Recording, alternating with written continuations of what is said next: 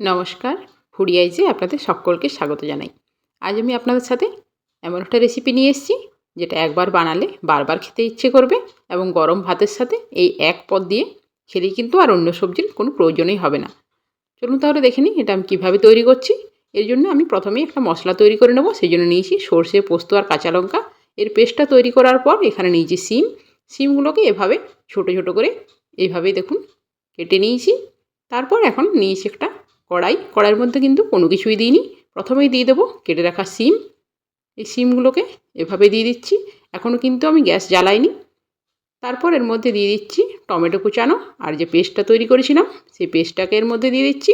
সাথে দিয়ে দিচ্ছি স্বাদ মতো লবণ, হলুদের গুঁড়ো, জিরের গুঁড়ো আর দিয়ে দেবো 1 চামচ চিনি। এখন এগুলোকে হাত দিয়ে ভালোভাবে মেখে নেব। এটা হাত দিয়ে মেখে নিলে বেশ ভালো লাগে খেতে। এভাবে দেখুন একটু চাপ দিয়ে এটাকে ভালোভাবে মেখে নিচ্ছি। এভাবে মেখে নিলে সিমটা একটু নরম হয়ে আসে এবং খেতেও বেশ ভালো লাগে। দেখুন এটা আমার অনেকটা মাখানো হয়ে এসছে। এখন এর মধ্যে নিয়ে নেব অল্প একটু জল।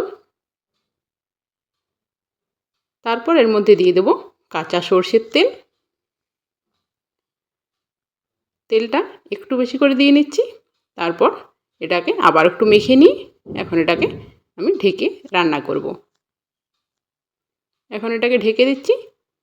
গ্যাসের ফ্লেমটাকে মিডিয়াম টু লো ফ্লেমে রেখে এটাকে রান্না করে নেব। মাঝে মাঝে অবশ্যই একবার করে একটু নেড়ে দিতে হবে।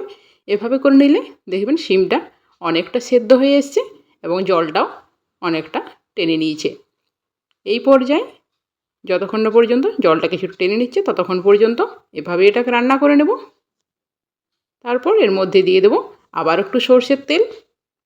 এখন এটাকে আবারও কিছুক্ষণ ঢাকনা ঢেকে লো ফ্লেমে রেখেই রান্নাটা করে নেব। দেখুন এভাবে করে নিলে তেলটা দেখবেন অনেকটা পরিমাণ ছেড়ে আসবে এবং জলটা পুরোপুরি শুকিয়ে যাবে। এখন এটাকে একটা প্লেটের উপর তুলে গরম ভাতের সাথে পরিবেশন করে দেখুন, এতটাই সুন্দর লাগে খেতে আর অন্য কোনো সবজির প্রয়োজনই হবে না এভাবে তৈরি করে নিলে। আবারও ফিরে আসবো একটি নতুন রেসিপি নিয়ে। সুস্থ থাকবেন, ভালো থাকবেন এবং পাশে থাকবেন। ধন্যবাদ।